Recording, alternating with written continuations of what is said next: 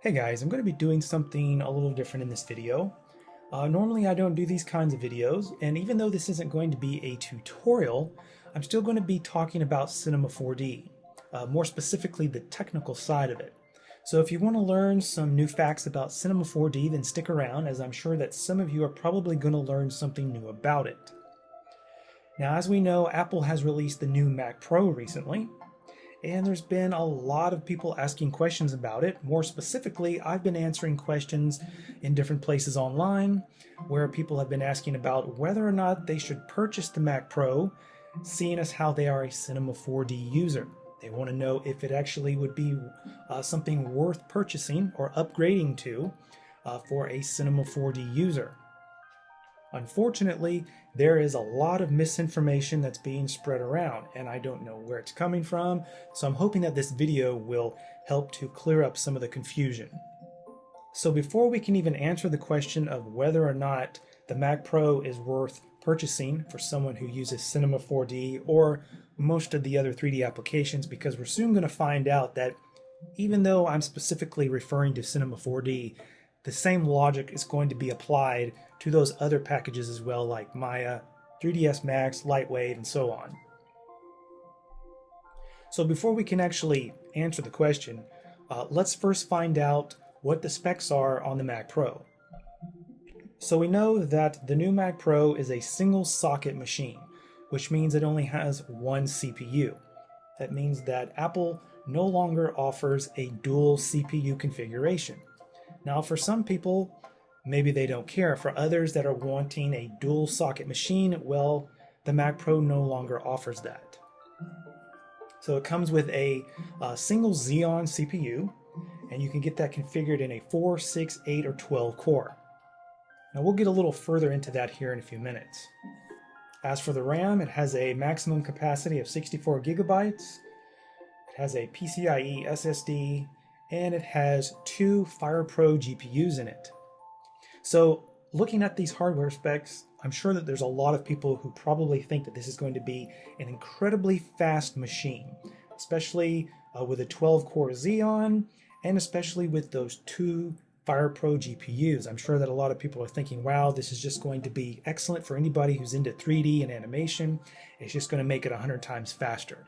But I hate to break it to you, but we're soon going to find out that's not the case. So let's start with the CPU. So the Mac Pro comes with a Xeon.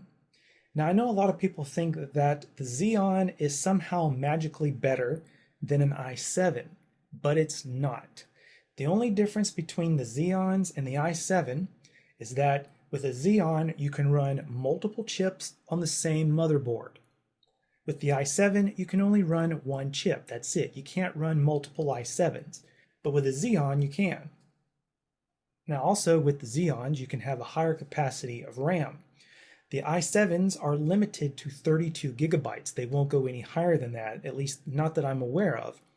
So if you need more than 32 gigabytes of RAM, then of course you're going to need to go with a Xeon. And of course the Xeons will go way beyond 32 gigabytes. Some machines, the dual socket Xeons are capable of supporting up to 512 gigabytes, which is rather overkill, but there's no way you're going to get an i7 to do that. Also with the Xeon, you can have Ecc Ram.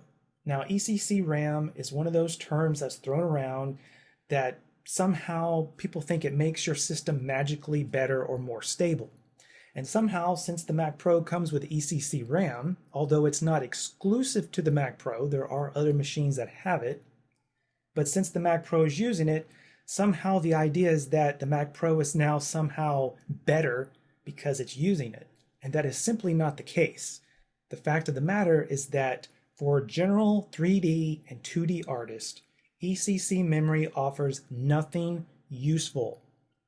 Some people will say that Ecc memory corrects errors and gives a more stable system, and they will wrongly assume that it will help them.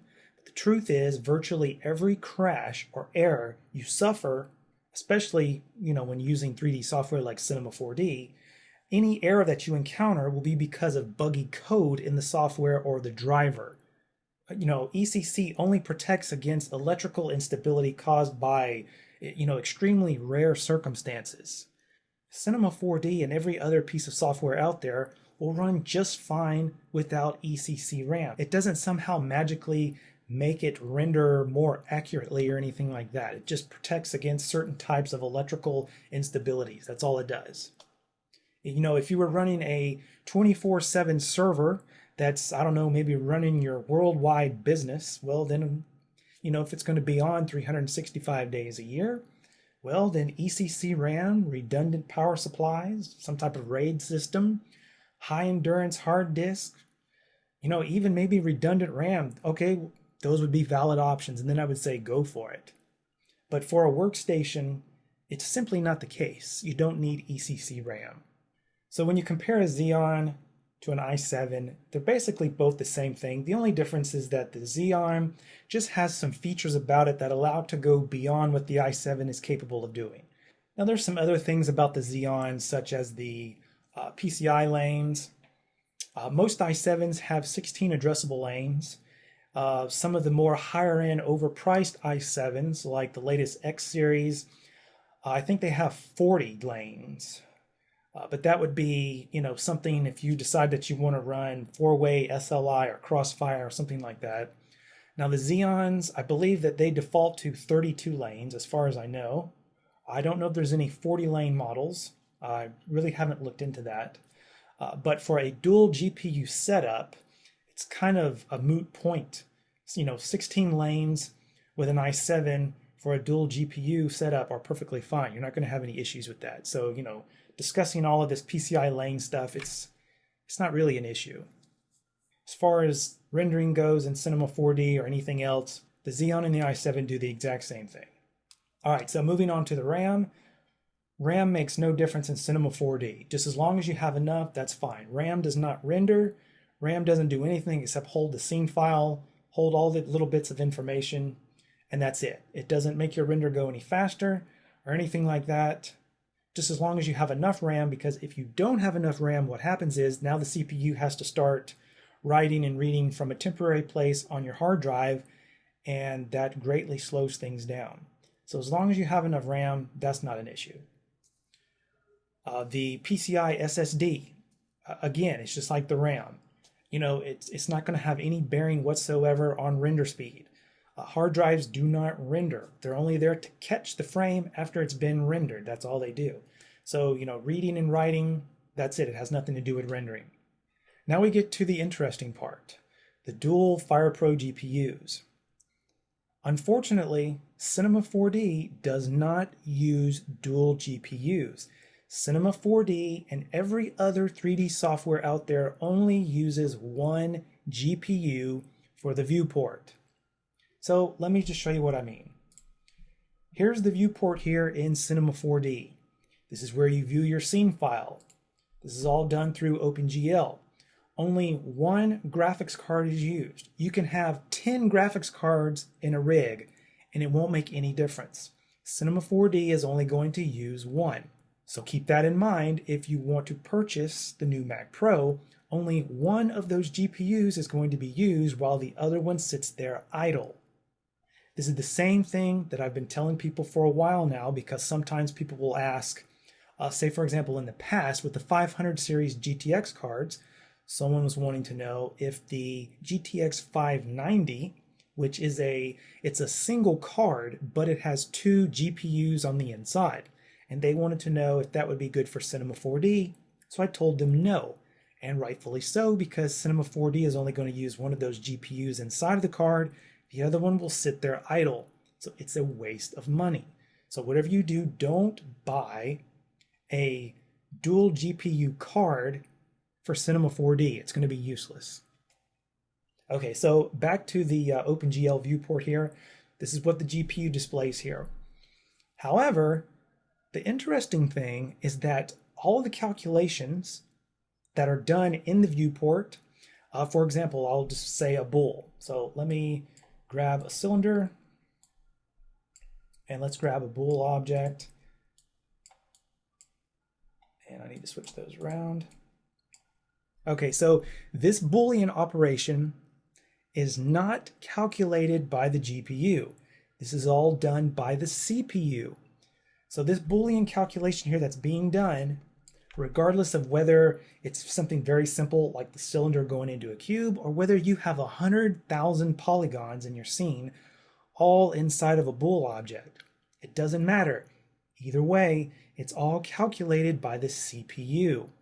The CPU does the calculating. Not only that, but it even gets more interesting. This is only single-threaded. Single-threaded means that it's only going to be using one core. So if you're going to buy the 12-core Mac Pro with those dual GPUs, what you need to be aware of is that only one GPU is going to be used. But for everything calculated in the viewport, it's done by the CPU, and it's only single-threaded, which means only one of those 12 cores is going to be used.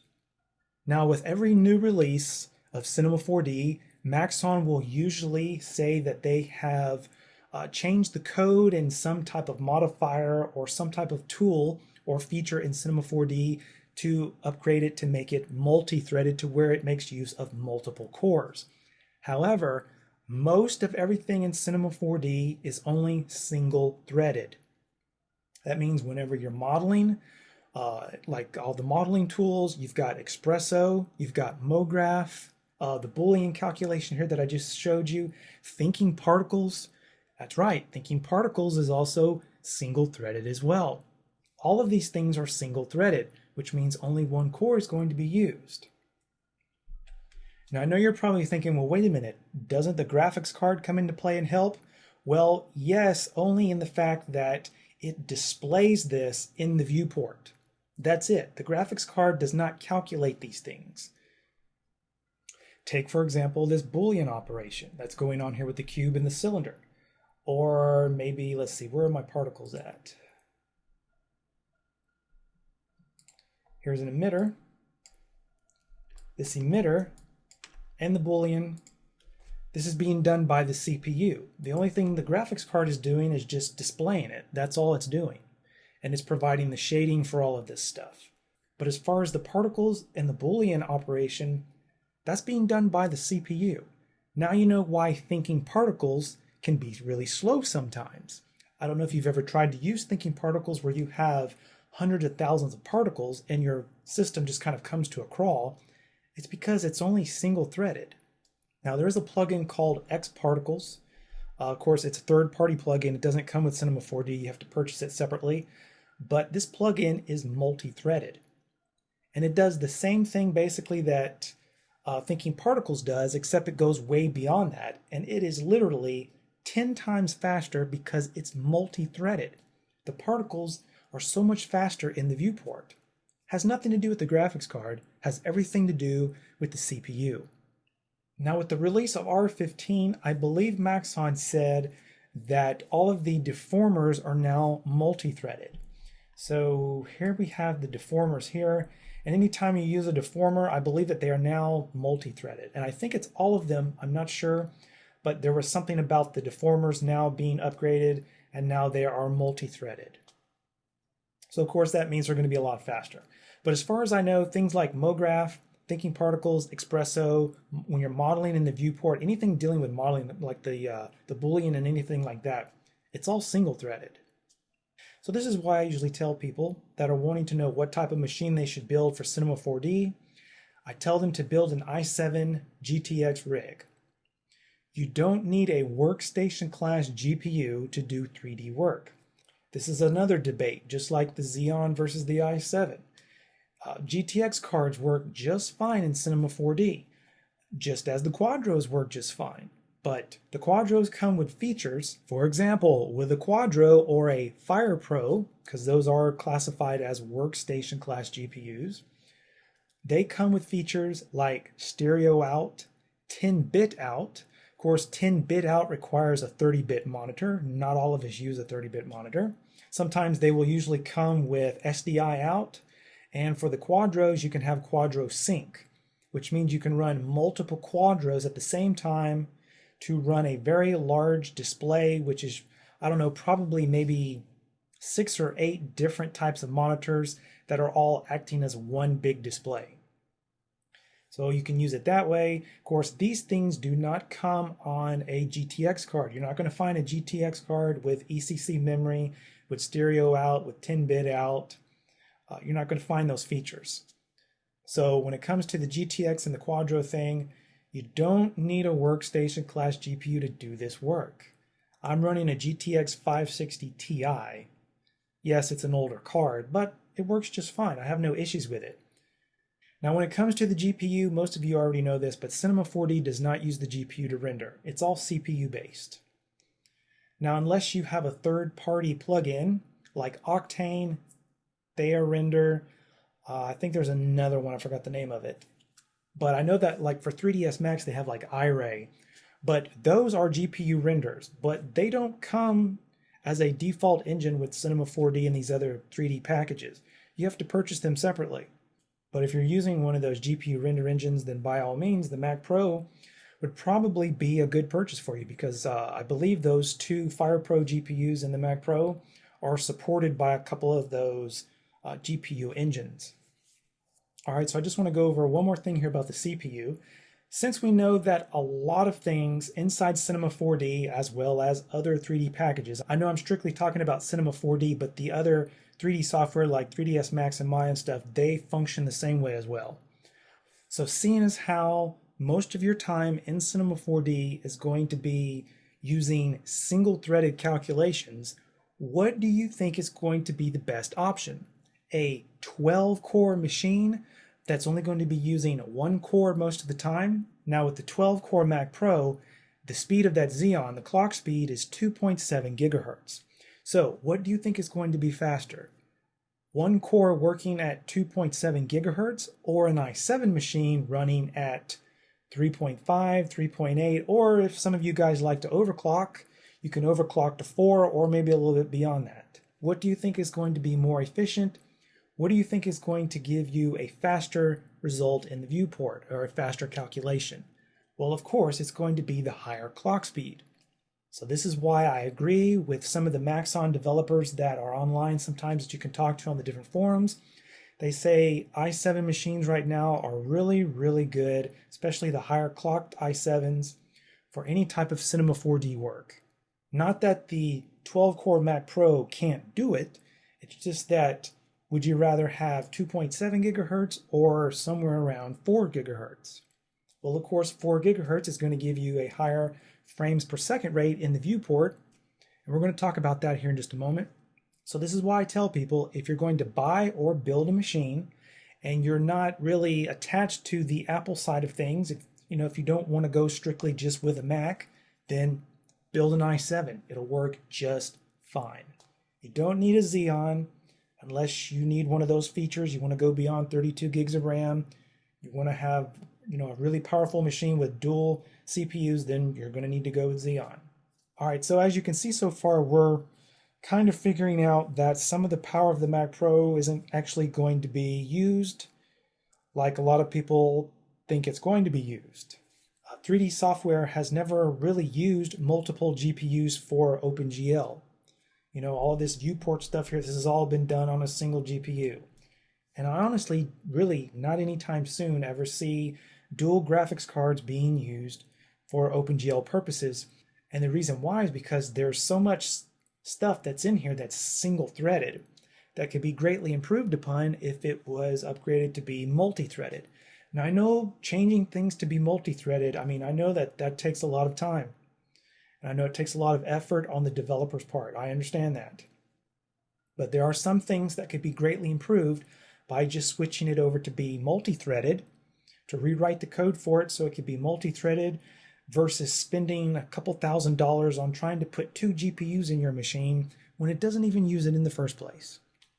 All right, so there's just one more thing I just want to quickly go over, and that is Cinebench. Of course, Cinebench, we all know, is the benchmarking tool by Maxon. So of course it uses the same OpenGL, it uses the same rendering engine here that we have in Cinema 4D. Now I've seen some guys making some videos where they're benchmarking the new Mac Pro with Cinebench R15, and a couple of them have stated that there's some kind of problem, they don't know what it is, but Cinebench was not recognizing the second GPU in the Mac Pro. Well, of course it doesn't, because OpenGL doesn't use dual GPUs like that. If Cinema 4D isn't going to use dual GPUs, well, neither is Cinebench. It's not the way it works. Now, when you have Cinebench open and you're running it, keep in mind that it works the same way that Cinema 4D does. The GPU is only there to display stuff, but the calculations being done is done by the CPU. This means that both the CPU and the GPU are working together for the OpenGL frames per second score. It's the same way it works here in the viewport. All of this is being calculated by the CPU, the GPU is displaying it. So if you have two different machines, okay, I'll give you an example. Let's just say you have a 12-core Mac Pro with the dual GPUs, and it's running at 2.7 gigahertz. And you're going to run the same Cinebench on a different machine that's running an i7 with a GTX card. And let's just say the i7 is running at 4 gigahertz. Well, which one do you think is going to be faster? Let's just say, for example, that the i7 is only a 4-core. So you've got 4 cores versus a 12-core. 4-core running at 4 gigahertz, 12-core running at 2.7. Which one of those do you think is going to be faster and display the faster OpenGL frames per second score? More than likely, it's going to be the i7 because it has a much higher clock speed. Now, the Radeon cards and the FirePro cards, they tend to give a faster frames per second rate in the viewport, and this is just due to AMD drivers versus NVIDIA drivers. For some reason, the AMD drivers are normally a little more optimized. They usually tend to show a faster rate, but it kind of goes back and forth. Sometimes the NVIDIA stuff will be faster. Sometimes the AMD stuff will be faster. It's kind of like a war that goes back and forth between the two of them. But regardless of which one you're using, AMD or NVIDIA, the faster clock speed CPU is going to be faster and it's going to provide a faster frames per second rate in the viewport, assuming that you do have a good GPU. You're not working with a low-end, cheap GPU. So now that we've learned that Cinema 4D only uses one GPU, and that most of the calculations in Cinema 4D are all single-threaded, well, you have to ask yourself, do you think that the Mac Pro would be something worth purchasing for a Cinema 4D user or any other type of 3D software user? Because Max is single-threaded as well. Maya, I believe some things in Maya are single-threaded. Now, I haven't checked out Autodesk in a while. Maybe 3ds Max and especially Maya has been upgraded recently. Maybe a lot of their stuff has become multi-threaded. I doubt it. I haven't really heard any big news about that. So I can only assume that it works the same way as Cinema 4D. So knowing this, do you think the Mac Pro would be a good purchase for someone who uses Cinema 4D? Honestly, I don't see how. Now, if you're strictly a Mac guy, well, that's fine. And maybe you don't want to leave the OS X environment. Okay, well, in that case, well, go for it. But just keep in mind, a lot of this stuff is single-threaded, and one of those GPUs is going to sit there idle, never being used. So you're probably wondering, well, what about After Effects? What about Premiere? Because you might take your sequence and all of your multi-passes, you take those out of Cinema 4D once they're rendered, and you open them up to do your compositing and your motion graphics inside of After Effects. Well, when it comes to After Effects is capable of using multiple CUDA GPUs, but only for the ray trace engine. There's a 3D ray trace engine that was added, I believe, in CS6. But that ray trace engine only works with CUDA. Or what I should say is it's only hardware accelerated with CUDA. It will still work. So let's just say you have a Mac Pro and you want to use that ray trace engine. It'll still work, but it's going to be working off of the CPU, which means it's not going to be GPU accelerated. Now, if you're using some type of Windows machine and you have a NVIDIA card, because that's NVIDIA, CUDA is just exclusive to NVIDIA. The AMD stuff doesn't have CUDA. Then you can use multiple CUDA GPUs for that ray trace engine, or just one GPU. But that's the only thing right now that I'm aware of that uses multiple GPUs in After Effects. Now, when it comes to the Mac Pro in After Effects, those twin GPUs, only one of them is going to be used, but it's just going to be used for the standard OpenGL stuff, displaying stuff, just the usual driving the monitor. That's basically it, just like any other GPU is going to do. There's nothing about those dual FirePro GPUs in the Mac Pro that's somehow going to magically make After Effects come to life. After Effects is mostly CPU and RAM. If you're into After Effects, my recommendation, don't try to spend all this money on some type of fancy GPU. You need to put your money into high clock rated cores, a lot of cores with a high clock speed, and a lot of RAM. After Effects is hungry for the RAM, so the more RAM, higher clock speed, more cores, the better. All right, now what about Adobe Premiere? Because Premiere is also capable of using GPUs, and I use Premiere. Usually when I'm done with Cinema 4D, I take it over to After Effects, and then from there over to Premiere, add some audio, and then encode it. So back in CS5, Adobe introduced the Mercury playback engine, which was basically just hardware acceleration. Now when it comes to the Mac Pro, those two FirePro GPUs, they are supported in Premiere CC. But the way this GPU acceleration works is kind of different than what a lot of people have been claiming. This is the way it works.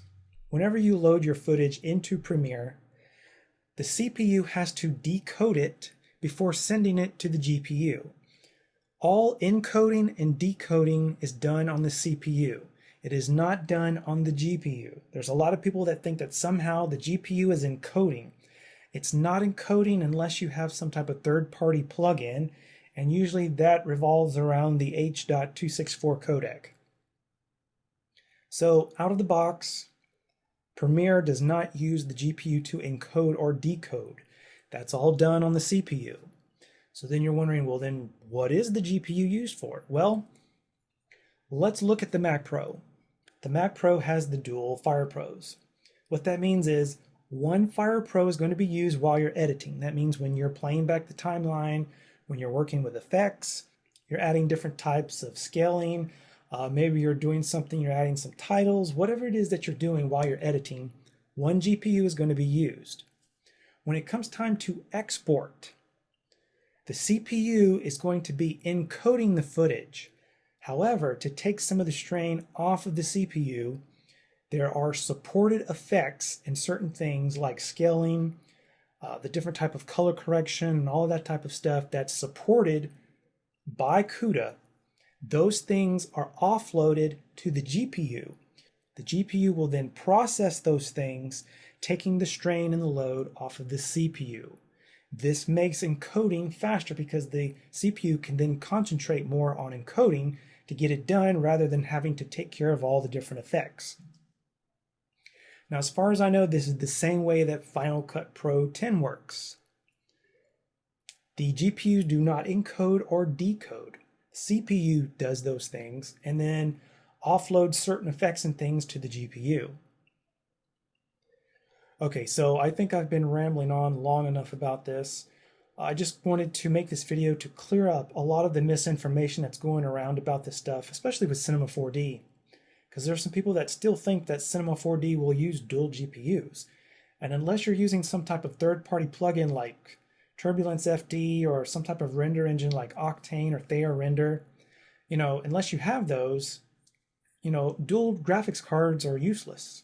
So hopefully this has cleared up some of that misinformation. One more thing that I just remembered, double precision.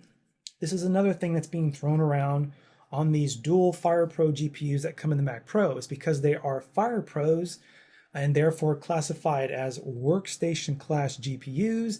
They have this feature that is called double precision. Unfortunately, Cinema 4D does not use GPU double precision. With the release of R12, Maxon introduced double precision in Cinema 4D. So that means R12 and above, Cinema 4D is now double precision. However, it is all done on the CPU. Cinema 4D only uses the CPU for computation, and it does so with double precision. The limited availability of double precision and reduced speed compared to single precision on GPUs is one of the reasons why Maxon isn't making use of the GPU outside of OpenGL. So hopefully that kind of clears that up, because there's this myth going around that these FirePro GPUs, or actually, it's not limited to the FirePro, it could be the Quadro as well on the NVIDIA side. But since we're talking about the Mac Pro, I'm using the FirePros as the example. But there's this idea that since the FirePros have this double precision, therefore that somehow they're magically better inside of these 3D programs, but these 3D programs don't use GPU double precision. So as you can see, the Mac Pro, even though looking at the specs at first, it looks like a monster of a machine, obviously you can see by now that it's actually turning out to be mostly not even going to be used for someone who uses Cinema 4D and all this other stuff. If you're strictly a Final Cut Pro guy and you're really heavy into the editing, and you're working with a lot of 4K stuff, well then by all means the Mac Pro is probably going to be a good bet for you. But if you're working inside of Cinema 4D, you're spending a lot of time in here, I honestly don't see how the new Mac Pro is really going to be, let's see, how should I say this? I really don't see it being a well thought out purchase. I know that's probably going to upset a lot of people, but hey, look, why would you want to spend that kind of money on a machine with one GPU that's not even ever going to be used unless you're going to be editing in Final Cut Pro or Premiere? And if you're going to go with the 12-core model, it's got a low clock speed on it. And all these other guys who are using these other machines with a higher clock speed, they're going to be working faster in their viewport. I don't know, it just kind of seems like it's not really the type of machine that I would want to have for Cinema 4D. All right, so hopefully that clears up any misinformation that's been going around. So my personal opinion is that even though the Mac Pro is a really nice machine, they put all that power into a small cylindrical case. Even though it is nice, I personally would not recommend it to someone who's looking to work inside of Cinema 4D, After Effects, and Premiere. I would just recommend that you build an i7 GTX machine, throw in as much RAM as possible, and I think you're going to do just as well, if not better, than what the Mac Pro can do. All right, so I've spent way too much time rambling on about this stuff. Hopefully some of you guys have learned some new things about the technical side of Cinema 4D, what it can and what it cannot do. And I think that about wraps this up. So thank you guys for watching this video. If you have any questions about any of this stuff, feel free to comment below. I will answer whatever I can. So thank you guys for watching, and I will catch you guys in the next video.